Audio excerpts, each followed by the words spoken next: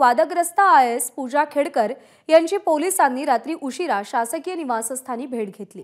Oasis फर्टिलिटीच्या तज्ञांनी IVF उपचार पद्धतीद्वारे 1 लाखांहून अधिक जोडप्यांना मातृत्व प्राप्तीचा आनंद दिला आहे। मोफत अपॉइंटमेंट बुक करण्यासाठी आजच संपर्क साधा। वाशिमच्या शासकीय विश्रामगृहात पोलिसांनी खेडकरांची भेट घेतली। खेडकरांची पोलिसांनी बंद दाराआड 3.5 तास माहिती घेतली।